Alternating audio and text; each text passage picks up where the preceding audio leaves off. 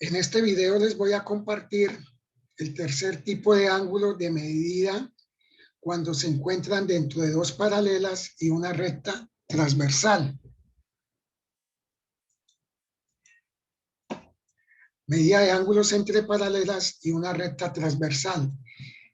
Vamos a ver ahora los ángulos correspondientes. ¿Qué son los ángulos correspondientes? Son los ángulos que en dos rectas cortadas por una transversal, dos rectas paralelas cortadas por una transversal, están del mismo lado de esa transversal, donde uno es interno y el otro es externo de las paralelas. Miremos la representación gráfica.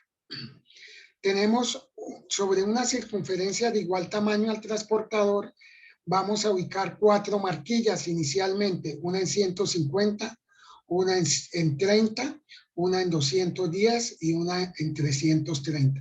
Sobre ello vamos a pasar las dos rectas paralelas. Recuerden que esas medidas no son las medidas de los ángulos que vamos a buscar, son los puntos de las dos rectas de referencia de las dos rectas paralelas.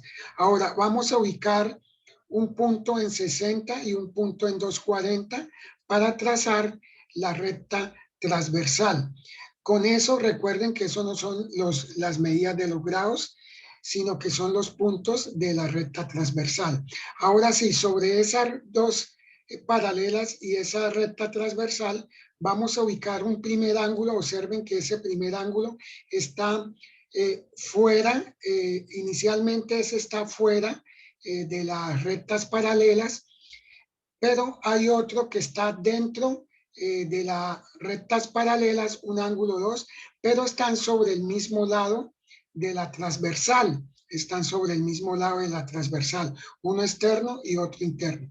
Ese tipo de ángulos se llaman ángulos correspondientes y van a tener la misma medida. Entonces, si yo mido el ángulo 1, eso me va a dar una medida de 120 grados. Y si yo mido el ángulo 2, eso me va a dar la misma medida de 120 grados. Es decir, que si yo tomo esta medida y mido el ángulo desde donde inicia hasta donde termina, eso me va a dar 120 grados. De igual manera, si yo tomo este ángulo 2 y lo mido desde donde inicia hasta donde termina, eso me va a dar 120 grados. Ahora, de igual manera, vamos a ver que en la parte interna se me está formando un ángulo 3 dentro de la paralela, pero fuera de esa paralela, dentro del mismo lado de la transversal, se me está formando el ángulo 4.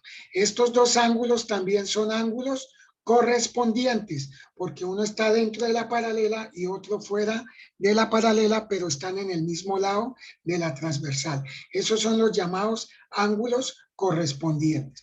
Por lo tanto, si yo mido el ángulo 3 de donde inicia hasta donde termina, eso me va a dar un ángulo de 120 grados. Recuerden que el ángulo 3 también es igual, es opuesto al ángulo 1 y recuerden que los ángulos opuestos por un vértice tienen la misma medida.